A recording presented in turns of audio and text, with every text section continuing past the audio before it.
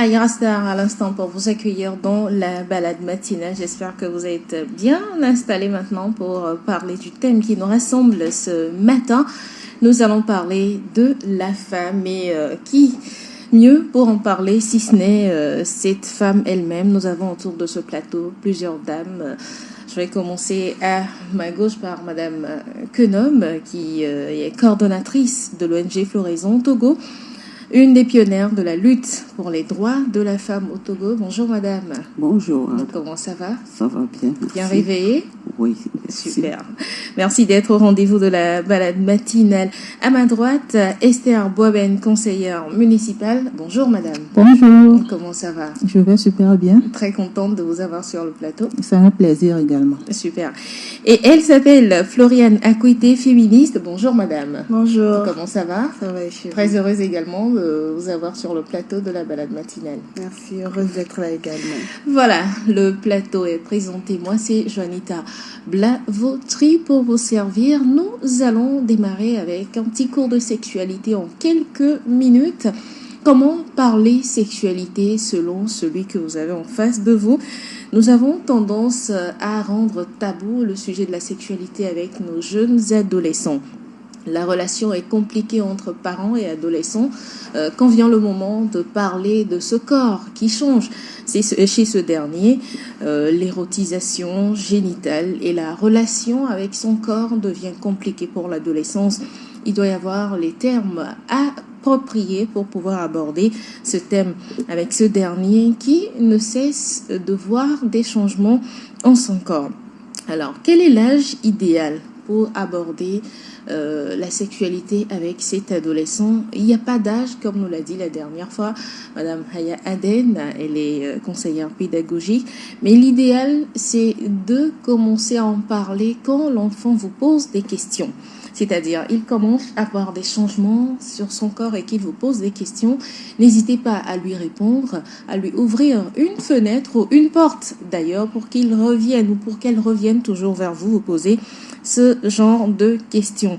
Sur les 28% qui pensent qu'il existe un âge idéal, 83% eux disent que cet âge se situe entre 15 ans et 16 ans. C'est vrai qu'il y a encore quelques décennies, l'adolescence commençait à partir de 15 ans. Mais aujourd'hui, à 9 ans déjà, nos petites filles sont déjà des préadolescentes. Alors, reste à savoir comment aborder ce sujet avec ces enfants. Il ne s'agit pas de leur dire, voilà, avec un premier rapport sexuel ou encore en allant découvrir ce que vous avez comme sexe, vous aurez telle conséquence. Non, laissez-lui vous poser des questions. Parce que la mauvaise méthode de l'aborder également avec cet enfant lui ouvrira d'autres idées que ce dernier n'a pas encore. Et donc, je dirais qu'il n'y a pas de bon âge pour la première fois pour parler de sexe à votre enfant, que ce soit garçon ou fille. Et ce qu'il faudra certainement leur dire, c'est qu'il n'y a pas obligation de passer à l'acte sexuel quand on tombe amoureux aussi. C'est très important. Parce que les filles surtout, oui, les filles surtout se disent « Ah, si je ne lui donne pas ce qu'il veut, il ira voir ailleurs, je vais le perdre. » Il faudra mettre en confiance ces dernières pour qu'elles sachent qu'elles ont un amour propre à préserver. Et donc, la sexualisation précoce de nos jeunes exige aujourd'hui qu'on établisse le dialogue avec eux à la maison, avant que ces derniers n'aillent poser des questions dehors, peut-être à leurs camarades de classe ou encore à des adultes pas vraiment informés sur la question. On reviendra plus en détail sur certaines questions liées à la sexualisation des adolescents. On va en rester là pour aujourd'hui. Je ne sais pas si nos dames ont peut-être un mot à placer sur le sujet. Non. Je pense que vous avez tout dit. Super. Voilà, une pause, elle est très courte et nous revenons aborder le thème de ce matin.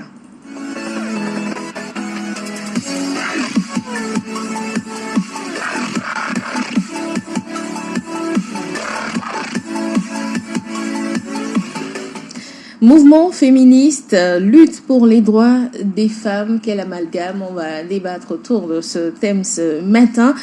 Et quand on parle de féminisme aujourd'hui, beaucoup de femmes se réclament féministes. D'ailleurs, nous avons une sur le plateau avec nous, Madame Floriane Akouete. Quand on parle de féminisme, à quoi fait-on allusion? Quand on parle de féminisme, on fait allusion à ce mouvement social qui se dresse contre le patriarcat. Le patriarcat qui est un système social dans lequel des priorités ont été données aux hommes. Par contre, les femmes sont en défaveur. Donc, c'est-à-dire que le pouvoir de domination a été beaucoup plus attribué aux hommes qu'aux femmes. Et ça crée un déséquilibre. Et également, lorsqu'on parle de féminisme, on parle de la lutte contre toutes les autres formes d'oppression. Parce que dans la société dans laquelle nous vivons, il n'y a pas que le patriarcat, il y a le racisme, le colorisme, le validisme, etc. Et donc le féminisme, ou bien en tout cas l'activiste féministe, c'est cette personne-là qui se dresse contre toutes ces formes d'oppression. Le féminisme qui donc ne voudrait pas qu'il y ait d'oppression envers les femmes, hein? Non seulement les femmes, mais envers tous les individus. D'accord. C'est vrai que c'est assez centré sur les femmes, mais c'est les individus, l'être humain en général qui est concerné. Parce que lorsque je ne prends que le patriarcat, même si l'homme est en mode domination, lui aussi subit des effets du patriarcat. Lorsque, par exemple, on va dire l'homme doit être courageux, il ne doit pas pleurer, est-ce que nous oublions que c'est un être humain et que les êtres humains ont des sentiments, ont des sensations, ont des émotions et qu'il faille les exprimer pour ne pas exploser. Et donc, le féminisme vient essayer d'équilibrer tout ça et de faire comprendre que non, on n'attribue pas, par exemple, des pouvoirs à une personne parce que c'est un homme ou à une autre personne parce que c'est une femme, mais on l'attribue parce que cette personne-là développe certaines capacités et voilà, et a le droit de l'exprimer. Et donc c'est parce que c'est un être humain, il a des droits, il a des devoirs qui doivent être respectés. Exactement. Il ne s'agit pas d'être femme ou d'être homme. J'ai vu Madame Boaben qui secouait de la tête quand elle parlait. Ça veut dire que vous rejoignez également l'idée de Floriane Akouete? Merci pour cette occasion. Je veux dire que le féminisme, à ma compréhension, réclame la réalité de l'effectivité même de l'égalité entre les genres. D'accord. De l'égalité entre les genres en droit et en pratique. C'est-à-dire qu'on peut lutter pour avoir les droits de la femme, par exemple, mais il faut que cela soit pratique à la maison, en famille, au boulot, dans la société, partout. Il faut qu'on sente que c'est pratique. Je crois que c'est l'accent là qu'il faudra mettre quand on parle. Et donc pour vous, le féminisme n'agit pas en faveur des hommes, ça agit qu'en faveur des femmes. Oui, pour moi. Juste en faveur des femmes. Pour moi. Je voudrais m'assurer que la réponse est partagée de toutes les femmes qui sont sur le plateau avant de poursuivre le débat. Je vais prendre l'avis de Madame Claire Quenom également. Le féminisme pour vous, Madame Claire Quenom? Oui, le féminisme, c'est l'appropriation des droits par les femmes et devant toute une société pour s'affirmer en tant que femme et jouir des pouvoirs qui lui sont consacrés pour qu'elle puisse s'affirmer et jouir de ses droits devant les autres. Il y a l'homme, oui, mais c'est que la femme s'exprime. La priorité est donc pour la femme dans ce mouvement-là. Merci pour la précision de tout un chacun de nous. Aujourd'hui, quand on parle de mouvement féminisme, la tendance, c'est de croire que non, je n'ai plus... un homme en face de moi n'a plus autant d'égards qu'il en avait, on va dire, dans le 19e siècle, où les hommes étaient autoritaires, dominateurs. C'est eux qui exigeaient tout et tout était fait en leur faveur. C'est vrai que ce mouvement a été un peu contré, mais aujourd'hui, les femmes prennent le féminisme pour de la radicalité. Elles ne cohabitent plus tellement avec les hommes. Est-ce que cette lutte, ce féminisme-là n'est pas en train d'amener une autre lutte que nous aurons à faire demain? Alors, déjà pour commencer, moi je me définis comme féministe radicale. Se définir comme féministe radicale, ne veut pas dire qu'on est bloqué à tout. Le radical la renvoie à la racine. Le radicalisme la renvoie à la racine du problème.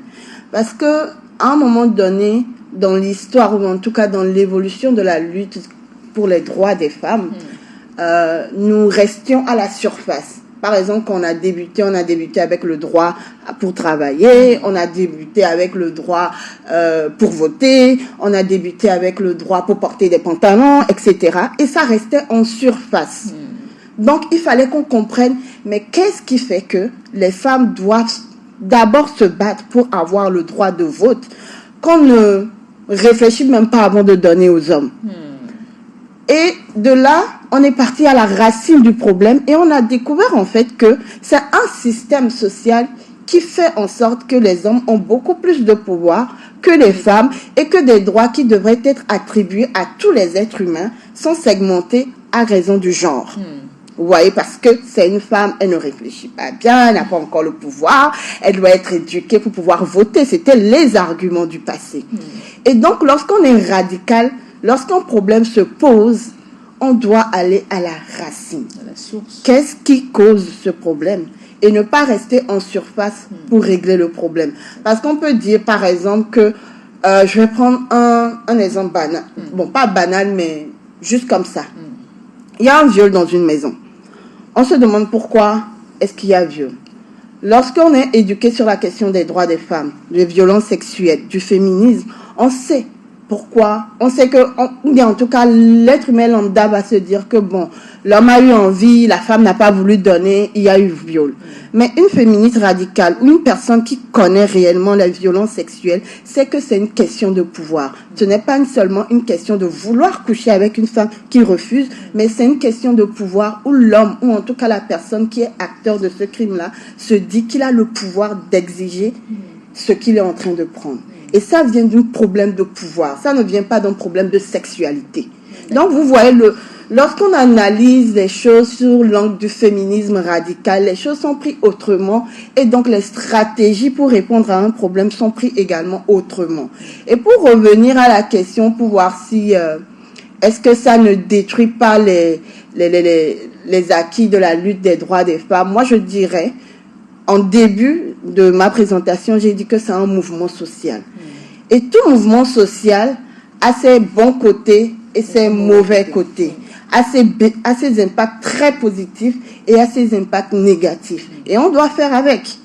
On doit faire avec et on essaie de redresser les choses, mais on fait avec parce que c'est un mouvement social et on ne contrôle pas tous les éléments qui font partie de ce mouvement social-là.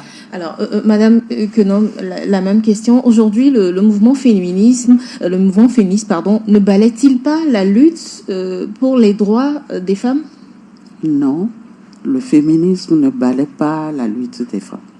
Les femmes ont essayé de s'accaparer leurs droits, de poser devant la loi, de s'exprimer dans la société. Et ça a été une évolution dans la société. Et le féminisme vient pour compléter, pour radicaliser, pour renforcer, pour donner plus d'espoir aux femmes actuellement dans le monde. Alors les femmes s'expriment, les femmes doivent observer, s'exprimer et prendre le pouvoir comme les hommes. Est-ce que vous savez qu'au nom du féminisme, aujourd'hui, il y a de ces femmes qui refusent de préparer à la maison pour leur mari, pour leurs enfants, sous prétexte qu'on a les mêmes droits, on a les mêmes devoirs. Je suis rentrée fatiguée, pourquoi tu ne veux pas à la cuisine? Prépare-toi. Mais est-ce que vous avez déjà eu écho de ce genre de choses? Mais si, il y a écho de ça. Il y a des femmes qui n'ont pas compris et qui ont changé de voie, d'optique et qui pensent qu'elles ont tous les droits, c'est-à-dire c'est moi qui ai le pouvoir, c'est moi qui dois commander, c'est moi qui dois demander. Et donc, ça change même le rôle du féminisme dans la société. Voilà, c'est de ça dont il s'agit en fait. Alors, je veux dire qu'effectivement, il y a de ces femmes qui font ça. Voilà. Et c'est ça qui met les bâtons dans les roues du mouvement féministe. Non, de la lutte pour les droits. Ah, d'accord. Oui. Parce que une femme à la maison qui dit qu'elle ne va pas faire la cuisine aujourd'hui parce qu'elle a des droits égaux à ceux de l'homme, ça crée quelque chose. Donc, il y a de ces hommes qui ne seront jamais d'accord avec notre lutte. Parce que il y a des femmes qui ne comprennent pas encore que la lutte pour les droits des femmes ou bien le féminisme qui met l'accent sur les droits de femmes là, c'est pas dans le foyer. Et il faut savoir qu'on a aussi des devoirs. Étant épouse, étant mère, etc. On ne va pas brandir tous ces droits-là en famille ou bien dans le foyer ou bien dans le couple. C'est pas possible. Alors, il y a de ces femmes qui vont à l'encontre même de ce que nous faisons. Peut-être ne le sachant pas, en ignorant ce qu'elles font. Et c'est dommage. Floriette voudrait dire quelque Oui, chose. alors, je vais commencer avec cette phrase. Le privé est politique. Et le politique, c'est nous. Et c'est là peut-être que je vais aller dans le sens contraire que madame. Mais je pense que le féminisme aussi se trouve dans le foyer. Maintenant, est-ce que les femmes qui disent qu'elles ne veulent pas cuisiner pour le mari, pour les enfants, etc., parce qu'elles rentrent tard du boulot, elle est fatiguée, le font réellement au nom du féminisme? C'est la question. Pour elle, c'est au nom du féminisme, c'est au nom de la lutte contre tout ce qu'on est en train de dire là. Est-ce qu'elles l'ont dit clairement ou bien c'est parce qu'elles posent ces actes-là que les gens disent que c'est à cause du féminisme ou des droits des femmes qu'elles le disent? Comment vous dire qu'il y en a qui le disent? D'accord, si elles le disent, ça veut dire qu'il y a peut-être une mauvaise compréhension des choses. Mais moi, je vais encore aller plus loin. Lorsqu'elles décident de ne pas cuisiner, de ne pas faire ce qu'on attend d'elles en termes de cuisine, quelle est l'organisation dans ce foyer? Quelles sont les charges qui ont été distribuées dans ce foyer et comment ça se passe dans ce foyer? Parce que, excusez-moi, si la femme va au boulot 8 heures de temps comme le monsieur, elle revient fatiguée et que c'est à elle seule de s'occuper des enfants, même si ce n'est pas au nom du féminisme ou des droits des droits des femmes, un beau jour elle va craquer et elle va se dire non, aujourd'hui je ne cuisine pas. C'est vrai que ça devient fatigant, mais est-ce qu'il n'y a pas une autre manière de le dire que de briguer ou bien de dire voilà, aujourd'hui je décide de ne pas faire la cuisine? Alors il n'y a pas de meilleure manière de réclamer ses droits. Il n'y a pas de meilleure manière de réclamer ses droits. Lorsqu'on est dans la société civile et qu'on met des actions, on a notre stratégie. Mais vous voyez, dans les stratégies là je parle en général de la société civile, lorsqu'on veut mener une bataille ou un plaidoyer, etc., on a différentes stratégies. On passe par exemple déjà par le lobbying, aller voir des personnes qui peuvent nous soutenir, qui peuvent comprendre notre position, les convaincre, les ajouter à notre groupe, aller voir ceux qui décident, les faire venir, beaucoup de discussions et finalement, soit la décision passe en faveur de la personne qui fait le lobbying, soit la décision ne passe pas en sa faveur. Et quand ça ne passe pas à sa faveur, elle va réfléchir à une autre stratégie. Parce que moi, en tout cas, personnellement, je pense que les femmes sont réfléchies. Elles ne se lèvent pas un jour et décident que non, aujourd'hui, je ne vais pas cuisiner sans avoir mis des alertes. En tout cas, c'est ce qui se passe dans la plupart des foyers. Sans avoir mis des alertes, vous le remarquerez en fait dans ses manières de faire. Peut-être elle va commencer par mal cuisiner déjà, par rentrer un peu plus tard. Il y a des signes. En tant qu'être humain, nous faisons ressortir des signes qui montrent que nous sommes à un niveau où nous ne pouvons plus accepter des choses. Et c'est quand nous n'avons plus d'autre manière en fait que soit nous hurlons, nous mettons des barrières, nous décidons des choses. Et je ne parle pas seulement en tant que femme, je parle en tant qu'être humain. Lorsque l'être humain arrive à un point de rupture de sa capacité à accepter certaines choses, cette personne-là commence par mettre en œuvre, à avoir des comportements que vous allez dire que non, ces comportements ne sont pas normaux ou bien ne sont pas acceptables dans la société. Et il faut aller chercher pourquoi la personne développe ces... Voilà. Madame Queneau, en tout cas, ce dont nous parlons, c'est pas un cas isolé, c'est des histoires qui se sont répétées dans plusieurs foyers de ces femmes qui ont été, je vais dire, soutenues par leurs hommes en termes de carrière ou encore en termes d'études et autres, et qui un matin se radicalisent comme quoi, dans le foyer, c'est pas seulement à moi de faire la cuisine, c'est pas seulement à moi d'entretenir les enfants et tout. comment ces dernières ont compris cette lutte, ce mouvement féministe pour finalement arriver à ce genre de choses? Mais je dirais que ces femmes ont compris ou n'ont pas compris. Parce qu'il faut aborder les sujets d'une façon sérieuse et objective pour pouvoir s'analyser devant la situation. Une femme qui d'un coup dit « je ne fais pas la cuisine, je ne m'occupe pas des enfants ». Il y en a qui vont jusqu'à refuser le sexe à leur mari sous prétexte qu'elles n'ont plus ce devoir-là en oui. Mais c'est parce qu'il y a quelque chose qui ne va pas, ou bien elles n'ont pas compris et elles agissent selon ce qui leur passe à la tête et veulent réagir et se poser contre la situation actuelle. Mais ce n'est pas là la meilleure façon d'agir. Voilà. Il faut que la femme qui souvent réfléchit, analyse, puisse poser des actes concrets et pratiques devant la situation. Et quand on dit, bon, je suis femme, je ne vais pas m'occuper des enfants, etc., je trouve que c'est radical et pas conforme à la société. Voilà. Dans une société, on réfléchit et on prend des décisions. Le mouvement féministe n'interdit donc pas à une femme de s'occuper de ses enfants, de s'occuper de son homme, de faire ce qu'elle est appelée à faire dans son foyer, n'est-ce pas, Madame Wabel? Normalement, non. Le mouvement n'interdit pas cela. Et je veux dire que dans le foyer, c'est-à-dire, il y a l'homme et la femme. Ensuite, les enfants. Et une femme ne peut pas se transformer en homme et contre son homme. C'est pas possible. Il y a un seul homme dans la famille. Et s'il y a des problèmes, avec sa douceur, elle peut amener l'homme à trouver des solutions ensemble.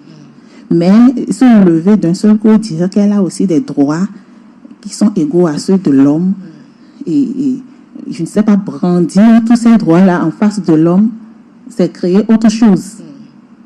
L'homme, dès qu'il sent dans son foyer qu'il est menacé, qu'il est en face de lui une autre personne qui est homme comme lui, alors que c'est une femme, il commence à réfléchir.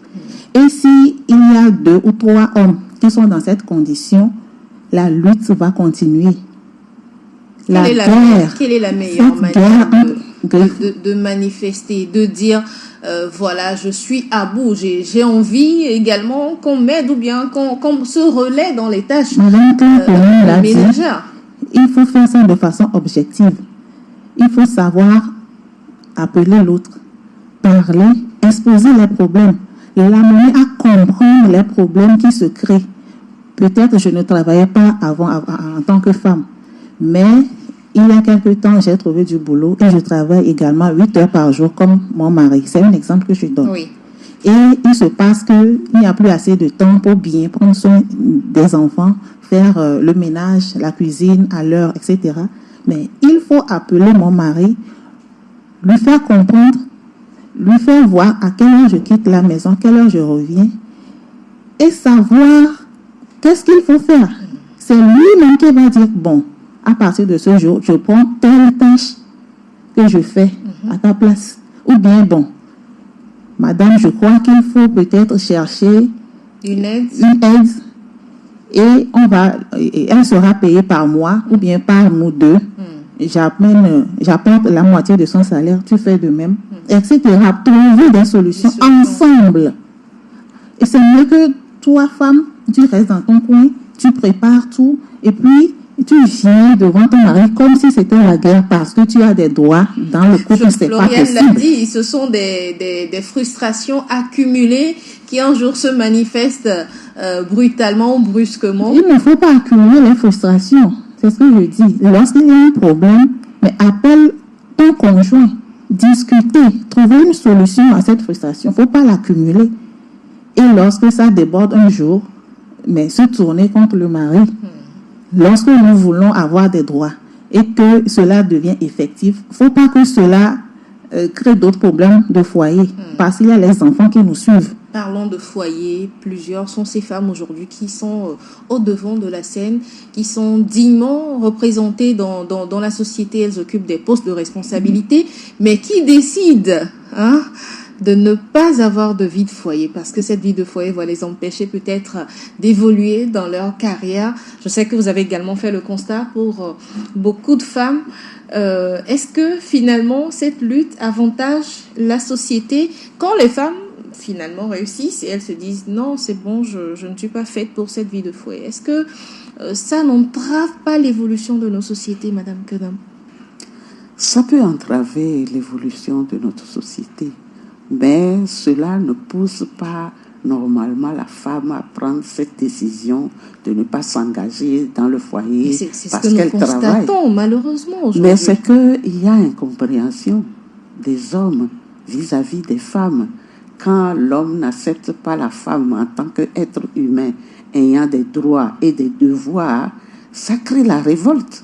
Elle ne va pas tout le temps se faire rabaisser et marginaliser et retourner en arrière et sans que ses droits en tant qu'être humain ne soient respectés. C'est que dans notre société, les hommes ne veulent pas réfléchir, les hommes ne veulent pas organiser, les hommes croient qu'ils sont seuls au pouvoir et qu'ils peuvent tout décider, avancer, et c'est ça qui crée le problème. Et pourtant, ces hommes ont toujours eu le pouvoir, mais ils n'ont jamais abandonné ce qui est leur devoir, eux. Hein. Ah ouais? Ah bon? Je dis ça, je dis rien. Les hommes n'ont pas abandonné ce qui est de leur devoir. Les hommes ne prennent pas souvent leurs responsabilités. Et c'est ça qui crée le problème. Parce que nous avons pris l'habitude, depuis le passé, d'agir de la sorte, etc. Exactement.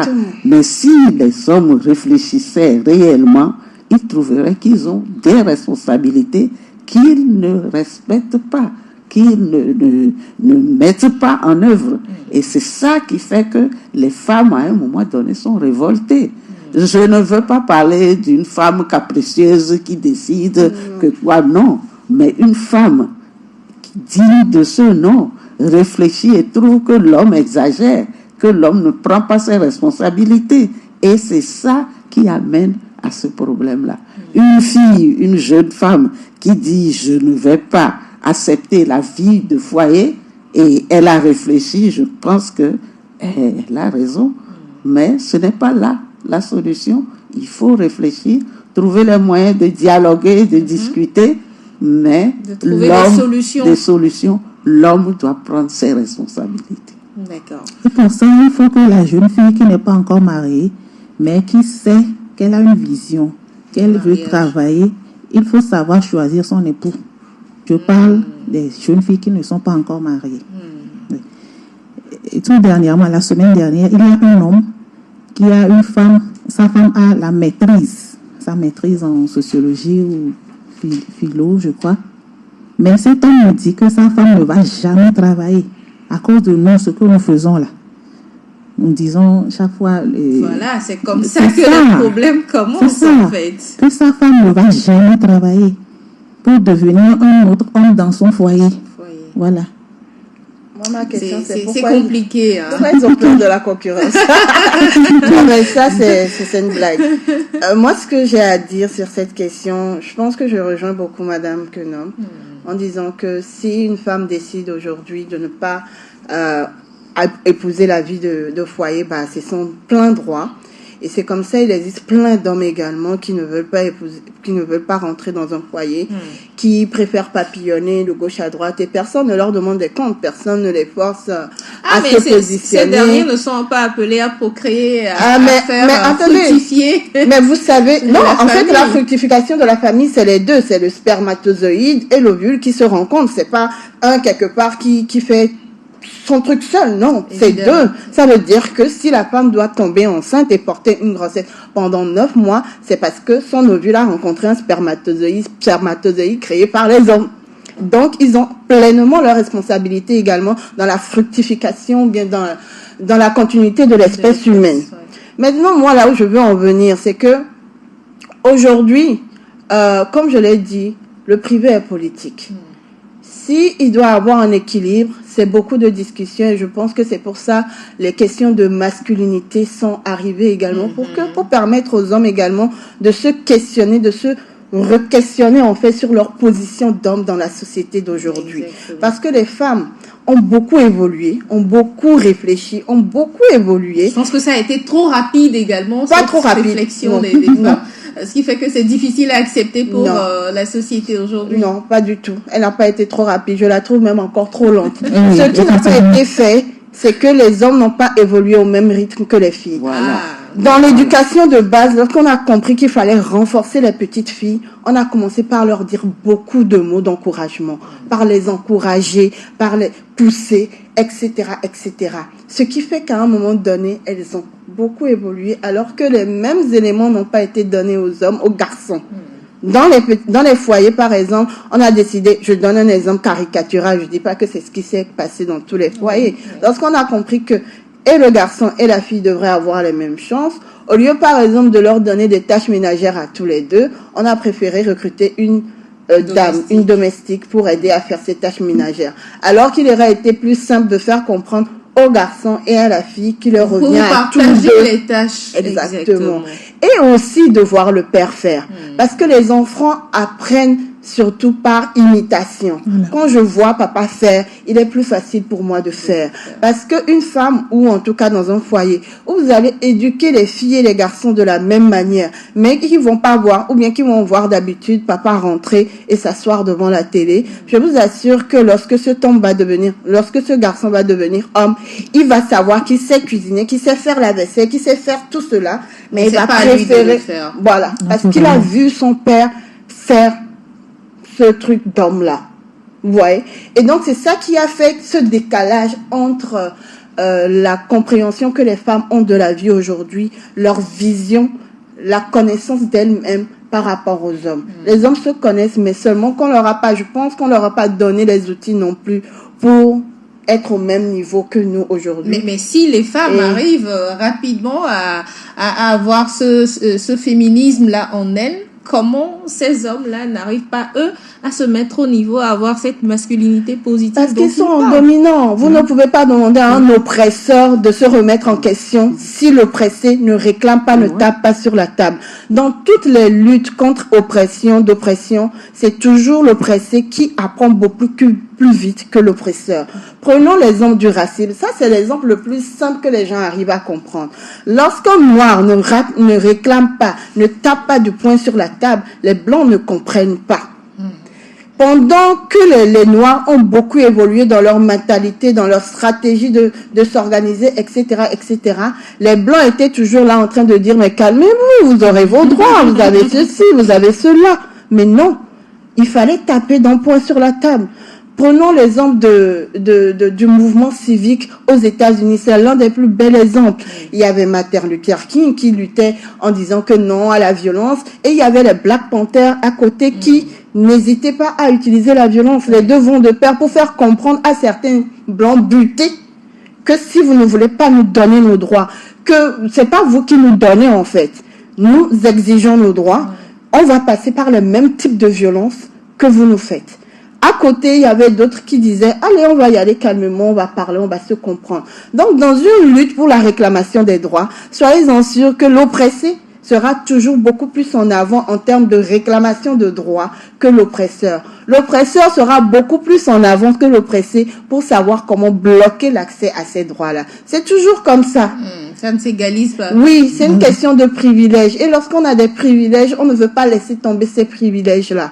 Si moi aujourd'hui j'ai une voiture et que je peux me permettre d'aller de Lomé à Saint-Cassé avec ma propre voiture, pourquoi est-ce que je vais laisser tomber ça pour prendre un bus dans lequel je serai cloîtrée avec d'autres personnes alors que j'ai mon propre espace, je peux mettre ma musique, je peux mettre qui je veux dans ma voiture, etc.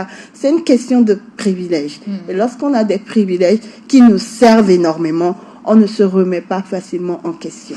Merci. En tout cas, je pense que cette lutte n'est pas vaine. Cette lutte que nous faisons pour l'acquisition des droits en faveur de la femme n'est pas vaine. Mais qu'est-ce qu'il faudra ajouter à l'éducation donnée à la jeune fille, puisque c'est la base?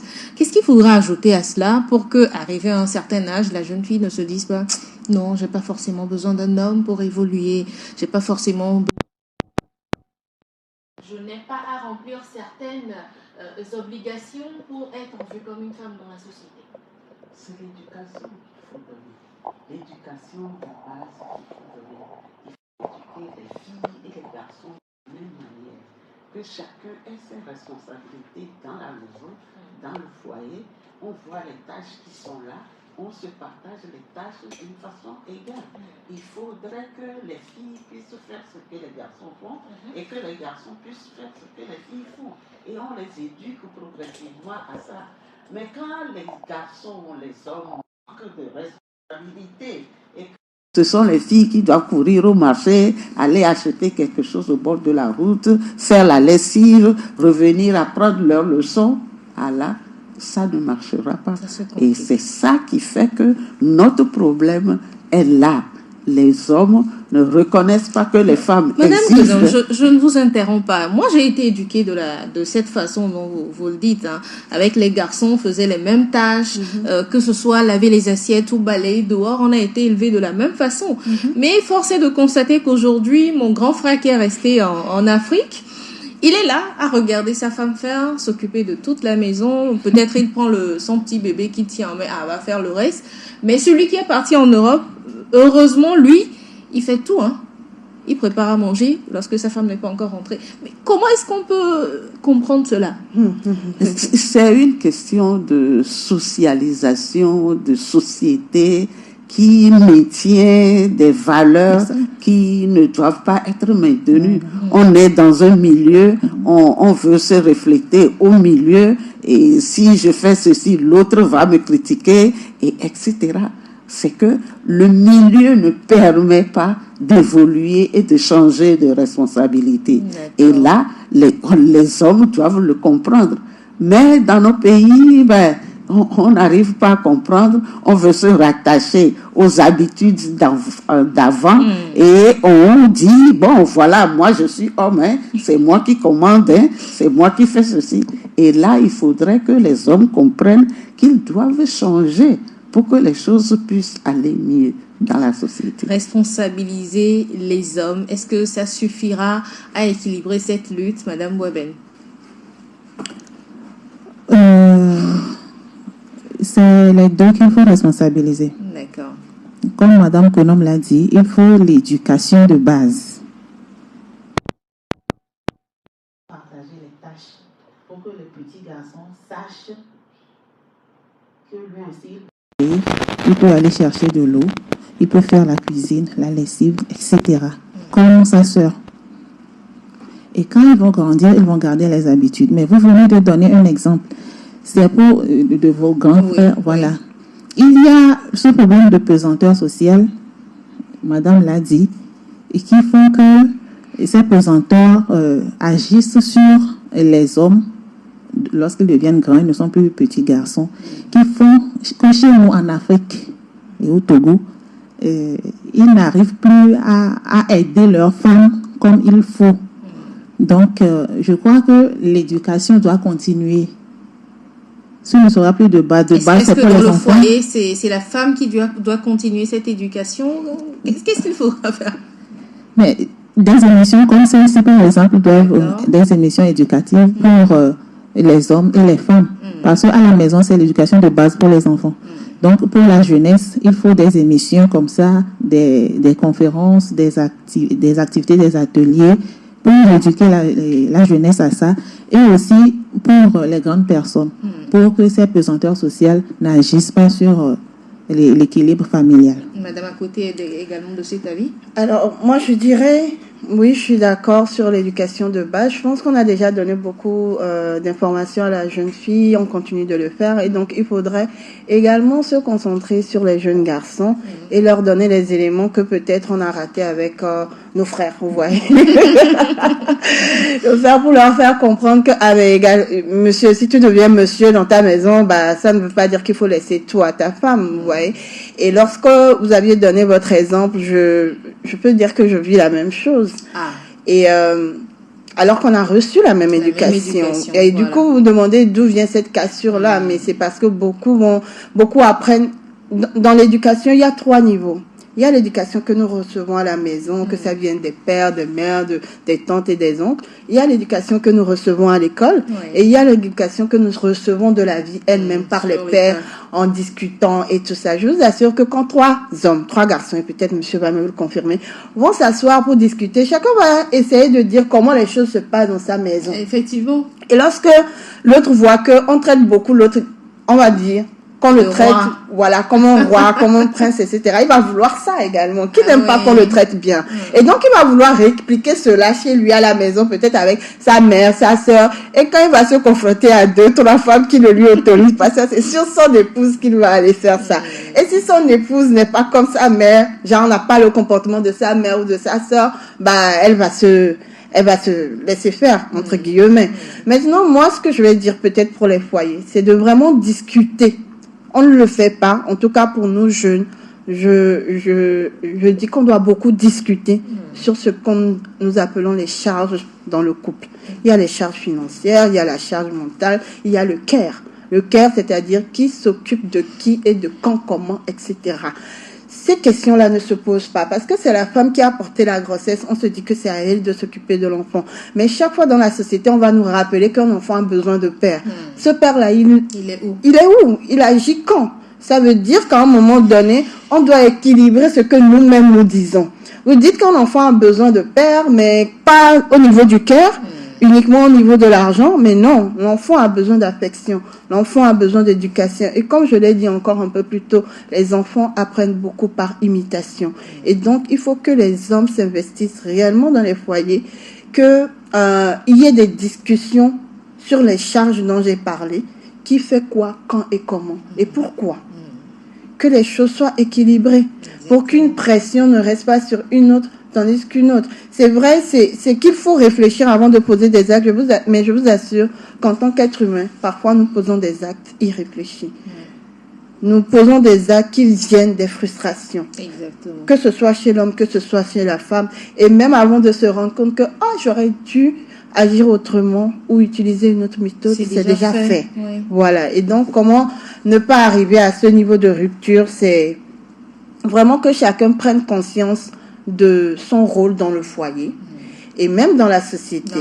Parce que tout ça en impact. Je me rappelle d'une discussion que j'ai eue avec une dame qui est chef département dans une université aux États-Unis, où elle dit en fait que c'est elle la plus gradée en fait. Quand on prend toutes les femmes dans cette université-là, en tout cas dans son département, c'est elle qui est chef département et après elle a genre une dizaine d'hommes à la suite et 2-3 autres femmes. Non, 2-3 autres femmes, mais genre dans l'échelle, c'est elle la plus gradée. Et qu'elle a un fils, et qu'elle a dû dire à son fils en fait de ne pas avoir peur des hommes, des femmes de pouvoir, parce que lui également a du pouvoir. Et il s'agit en fait de développer les compétences de chacun, et que dans la vie en fait, tu ne réussiras pas en mettant des bâtons dans le roue à une autre personne, que ce soit un homme ou une femme. Et donc, si c'est ton supérieur hiérarchique qui est une femme, respecte-la parce que c'est ton supérieur hiérarchique. Et que si elle est là-bas, c'est parce qu'elle a les compétences pour y être. Et donc, c'est des discussions comme ça aussi qui permettent de déclencher les choses. Parce qu'elle dit, aux États-Unis, vous savez que les trucs sont beaucoup plus avancés que nous ici, où ils mettent des trucs intentionnellement pour faire avancer les femmes, etc. Et donc, son fils lui a posé énormément de questions sur les façons de faire dans certaines entreprises. Pourquoi c'est ainsi? Pourquoi est-ce qu'on ne lui donne pas sa chance? Et elle s'est assise avec son fils pour lui expliquer les choses. Et elle nous a dit lors de cette discussion-là que son fils a compris et devient même le soutien de beaucoup de femmes dans son entreprise. Ah là, c'est bien. Et donc, c'est un travail de longue haleine, pardon. Et moi, j'ai pas envie de remettre encore ce lourd travail sur beaucoup de femmes. Mais on sait que ça va nous retomber encore dessus, malheureusement. Et ça fait encore plus de responsabilité. Voilà, malheureusement, pendant longtemps, ça va être encore notre charge mentale. Mais dès à présent, il faudrait vraiment qu'on éduque les hommes, les garçons, à prendre également en charge cela. On va pas le faire toute seule. On est fatigué. La lutte se fait déjà si bien, on va dire, que ce soit dans les foyers ou encore côté professionnel. mais c'est compliqué. Qu'est-ce qu'il faudra faire pour intensifier ou marteler cela, que les gens comprennent réellement que les femmes ont le droit de s'épanouir? Mais la lutte est dure et elle va continuer parce que cela repose sur les épaules des femmes, dans les mains des femmes. Et les hommes ne veulent pas comprendre jusqu'alors. On a bien éduqué une fille à la maison avec des garçons. Mais quand elle sort de la maison, elle rentre dans quel environnement? À l'école, dans la société, dans la vie privée, dans la vie pratique. Elle rentre dans quel milieu? Tu vois, il y a tellement d'hommes qui sont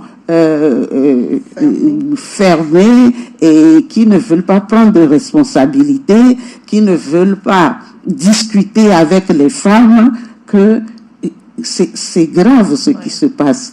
Et il faudrait que les femmes soient attachées à ces valeurs-là et continuent de faire la lumière, de parler, de discuter, d'amener d'autres à adhérer à ce féminisme-là. Et elles vont le faire pendant longtemps. Et c'est parce qu'elles auront accepté de le faire que d'autres hommes vont se convertir.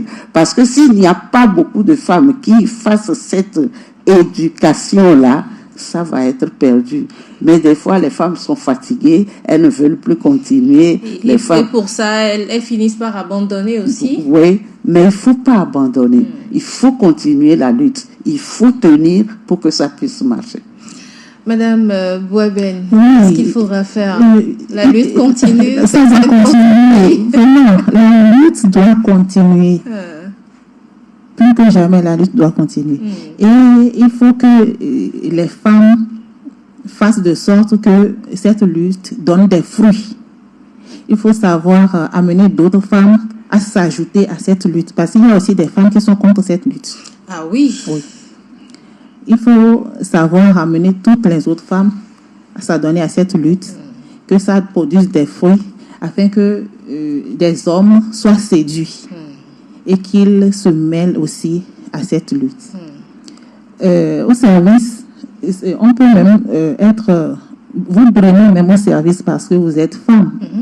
Je me rappelle un homme au service et on était en pleine discussion et il me dit, tais-toi là-bas. Je dis, mais pourquoi? La Bible a dit que la femme doit se taire. La femme doit comment? Soumission. Être soumise. Mais je dis, mais au service... Ça n'a rien à voir. Mais ça n'a rien à voir. J'ai le même diplôme que toi. Et au service ici, mais je te dépasse même. Et ça veut dire quoi? Mais je me remets à sa place. C'est pour dire que il y aura des occasions de brimade, et des occasions où des hommes voudront nous faire taire. Voilà. Mais il ne faut pas se laisser faire. Il ne faut surtout pas se laisser faire. Et c'est lorsque nous poursuivons la bataille et que ça porte des fruits, c'est là que d'autres voudront bien s'ajouter à nous et que l'équilibre social sera effectif.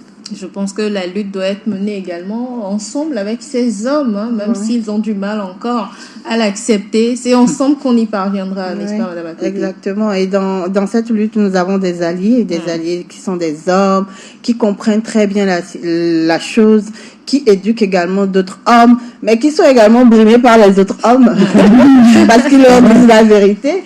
Mais comme vous l'avez dit, c'est une lutte sociale, un mouvement social, et donc ça se fait avec tout le monde. Et je vais revenir à l'exemple du racisme, parce que les hommes le comprennent plus facilement. Je sais pas pourquoi, mais les hommes noirs comprennent plus facilement lorsqu'on prend l'exemple du racisme plutôt que celui du sexisme.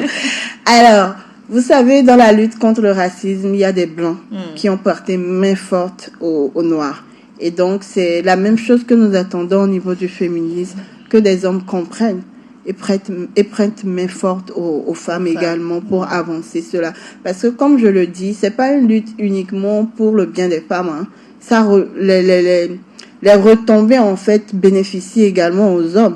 Quand ils ont du mal à comprendre cela. Qu'on comprenne qu'un homme peut pleurer parce que il a mal, parce que c'est un être humain, ça vient de la lutte féministe. Comprendre que, il faut équilibrer les charges, que par exemple, entre guillemets, je dis pas qu'il faut aller faire ça, que dans un foyer où les ressources financières sont apportées par les deux conjoints, l'homme a une certaine responsabilité ou bien il a des économies, il ne vit pas, en tout cas son argent n'entre pas totalement dans la vie de foyer, qu'il a un petit truc pour lui également, ça le permet de s'équilibrer, etc. Parce que vous avez donné l'opportunité à la femme de vivre, de jouir de ses droits, de pouvoir travailler, de pouvoir prendre soin d'elle-même, de pouvoir avoir son propre argent et sans brimade, et même peut-être d'être à une plus haute structure. Vous imaginez une femme qui gagne beaucoup plus que son homme, elle peut prendre beaucoup de choses en charge financièrement. Si dans le foyer les choses sont équilibrées, etc., etc. Il y a tellement de bénéfices en fait, que ce soit pour les hommes et pour les femmes, que je pense que les hommes doivent être nos alliés à temps plein et ils doivent aller batailler pour nous en fait, quoi. Merci mesdames, nous sommes à la fin de cette émission. Je vais donner la parole à tout un chacun en quelques secondes pour conclure le thème de ce jour. Madame Queneau, je commence avec vous. Oui, le féminisme est une lutte, est un combat que nous faisons pour équilibrer la société. Et nous avons des valeurs à défendre, des valeurs pour l'être humain à défendre. Et il faut continuer. Même si la bataille est dure, les femmes doivent continuer. Super. Madame Boaben. Oui, je veux aussi dire que la lutte doit continuer. Et peu importe les difficultés, nous devons continuer cette lutte. Et inviter aussi les hommes à nous rejoindre. Ceux qui sont encore hors cette lutte, je les invite à nous rejoindre dans cette lutte parce que les bénéfices sont partagés et ils en profitent aussi. Voilà. Madame Akoté. Alors moi, je vais dire que la partie la plus dure de cette lutte, c'est la déconstruction mentale, parce que ça prend beaucoup plus de temps, enlever tous ces trucs qu'on a accumulés dans l'enfance qui ne permet pas d'avoir une société équilibrée. C'est la plus grande partie qui est dure dans ce mouvement. Et nous, en tant que femmes également, nous avons dû travailler sur cette déconstruction. Et donc, c'est un travail que tout le monde sera appelé à faire. Donc, on commence plus tôt, plus vite on arrivera. Merci beaucoup. Moi, je vais conclure en disant que les Amazones du Bénin étaient des guerrières. Elles se sont battues corps et âme pour avoir leur nom aujourd'hui et même des statues érigées en leur nom. Et donc, je pense qu'on ne doit pas faiblir. On ne doit pas se dire, ah non, c'est trop compliqué. Non, on doit également batailler dur pour arriver un jour à avoir des statues en notre nom aussi, pourquoi pas, dans cette société. Nous étions avec Esther Boaben, conseillère municipale, Claire Quenom, coordonnatrice de l'ONG Floraison Togo, et puis Floriane Akoté, féministe. Moi, c'est Juanita Blavotry. Je vous retrouve vendredi à partir de 8h pour le dernier numéro de la balade matinale. Bye bye.